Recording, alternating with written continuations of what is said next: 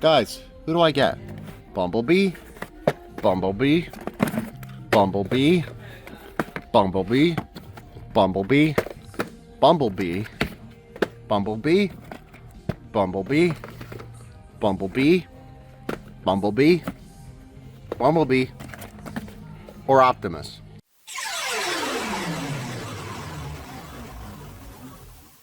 So, Transformers 1 came out a while ago. And you know what? It's pretty good, wasn't it? Actually, that's a bit underplayed. It was amazing! Transformers 1 was a seriously great film. There were a lot of big moments to celebrate for Transformers' 40th anniversary. That awesome anime music video, the missing Link figures, disappointing live streams, but this might be the biggest. It was a wonderful love letter to everything that is Transformers, and you could feel the enthusiasm by the team behind it on every frame. It's doubtless the best Transformers movie ever made. If you haven't seen it yet, please do so. But I'm not that one guy on Twitter. I'm not here to hype up the movie to you. I'm all about the toys. And let me tell you, the toy line for this movie isn't very good. I really feel like the budget for the marketing and toy line for this movie was like a napkin and a half-drank can of Shasta. Because not only could I only find like 3 commercials, not including the trailers for my usual B-roll, but the toy line was just as limp. Think about when the first live-action movie came out. You had a giant electronic Bumblebee with automation, lights, sounds, and you had some of the most complex designs ever to come to life. Figures for every age and all sorts of fun gimmicky crap. One brings back those stupid masks from Rise of the Beasts that were clearly just leftovers. Those awful Titan changers, way too many one-button changers, and whatever the hell these are. Ugh. Like, there are some actual figures with those prime changers in there, but it's so limited. As of writing, we have Optimus, Bumblebee, Sentinel Prime, Alpha Trion, and a generic Quintesson Commander. No proper figure for Elita 1 or even Megatron. I firmly believe this line was led by the same people that handled Earthspark's terrible toy line.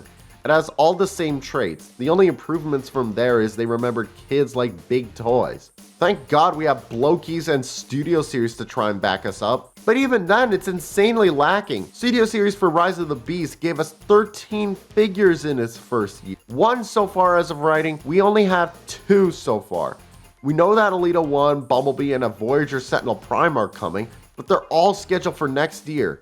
And those are just the ones confirmed. No word on if we'll get figures of Starscream, Shockwave, Soundwave, or Arachnid. Bear in mind, we got a Studio Series figure of frickin' Noah Diaz, the boring lead of Rise of the Beast that made me long for Shia LaBeouf. God, it really does feel like Hasbro and Paramount led this movie to die. But enough depressing thoughts. Let's have a look at the 2 Studio Series figures we do have with Optimus Prime and Megatron. Seen here looking rather smaller than what we normally get from these 2. These guys measure in at deluxe size class, which is different. The reason for this apparently is because they wanted to make it so that the Studio Series figures are a little more affordable than they normally are. A nice idea, though I will say I tend to like my Optimuses and Megatrons a little bigger, even though there is already a cheaper Optimus Prime already available. Is there any thought behind this toy line? They also both come with a backdrop of the movie's version of Cybertron. Gotta admit, it's nice to not have a burning city again, but we don't care about cardboard. We care about toys, don't we, Super 7? Let's start with the big red and blue boy himself with Optimus. Not quite as radical of a redesign as his live-action movies, but still some big changes. Given the movie takes place on Cybertron, he has more of a streamlined, rounded look.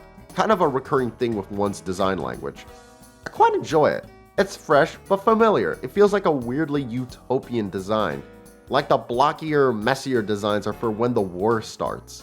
Facially, he's kind of interesting, looking more akin to his cartoon face in G1 with these small blue eyes and big old faceplate. A bit different than the movie's look, which gave them pupils. I quite enjoy a lot of the twists on his design here though, particularly these giant shoulders. It's weird to say this, but normally Optimus doesn't get a lot of interesting details on his shoulders, but he has some serious chonkers here, complete with his smokestacks. Bro will knock the wind out of you if he bumps into you. Optimus is also packing one of the biggest pair of breasts he's had since his titanium figure. But unlike that thing, he's at least storing the matrix of leadership in there. Honestly, even though he's a deluxe figure, he is packing a lot, including these huge tree trunk legs made for stomping. I appreciate they did try to push the size to its limit. It's a wonderful deluxe-sized version of the on-screen character, just with more of a bronze color scheme for his underlying body. This comes from early concept art. We had more of a bronzish look compared to the final movie. Some people really don't like this coloring, but personally, I kinda like it. It fits the whole artificial lighting that's present on Cybertron. He also comes with a few accessories like his Energon X, the Matrix of course, and these crap guns that are supposed to attach to his backpack for storage but never stay on. Yay. I'll quickly show off articulation here for both figures since they're almost identical, and both are fantastic. Full head, shoulder, elbow, wrist, waist, hip, knee, leg, and even ankle pivots. Say what you will for the designs, but they do allow for a lot of movement. But while Megatron's arms do allow for cleaner movement, Optimus Prime does have penis articulation.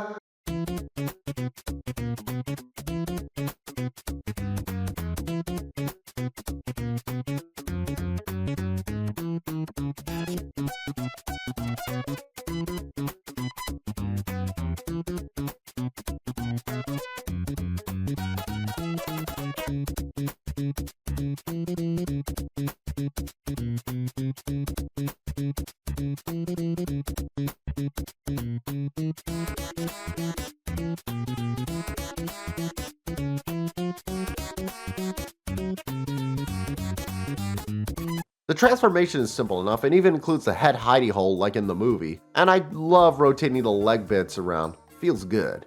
However, it is a bit more fiddly than Optimus typically is, probably due to the rounder shapes, and I gotta say, not feeling the truck form all the way. It's a bit too obviously Optimus Prime having a bit of, you guessed it, tummy time.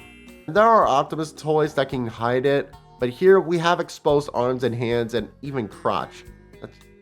That's just unsightly, Optimus. Weirdly, this is an area that the Prime Changer figure improves, which is weird because that's a toy aimed more at kids, and this is the collector's level one. What is going on? Overall, I do think it's a good figure being held back by a kinda mediocre vehicle mode. But he's not alone. Let's pull out Megatron Stallion, who immediately is winning on style points alone with this look. Unlike Optimus, who suffered from being based on early concept art, Megatron is large and in charge, with a rounded but still very domineering body, football player shoulders, and these plentiful and powerful pectorals like he was a 90s action figure.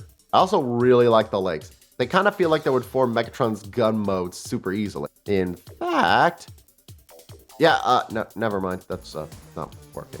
I do think it's also kind of funny how Megatron's tank treads form into his hands. It's like he's wearing the world's roughest pair of mittens. He also got his fusion cannon, which I'm a bit sad it's not the awesome 3-chamber one from the movie. You can combine it with the blaster on his arm, and that helps it a bit with stage presence, but it would have been nice to have the proper one. Don't know why we couldn't get that one. Oh well, upgrade kits are available. Well, overall, I do really like this mode, just as much, if not more so, than Optimus. It's like if the G1 form was made to be a bit more naturalized and more muscular. Even the face sculpt is right out of G1 with these very angular features.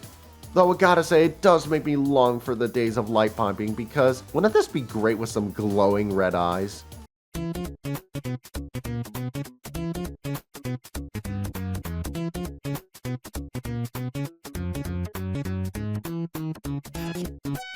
Hello, my baby. Hello, my honey. Hello, my rack.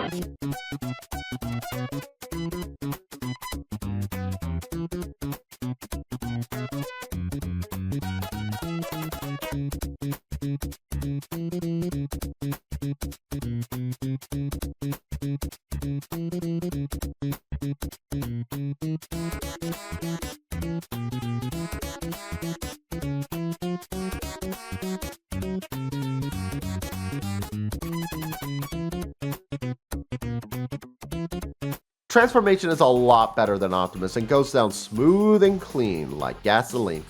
The legs become tank treads and straighten out like in the movie, and the final results is an actually good tank Megatron?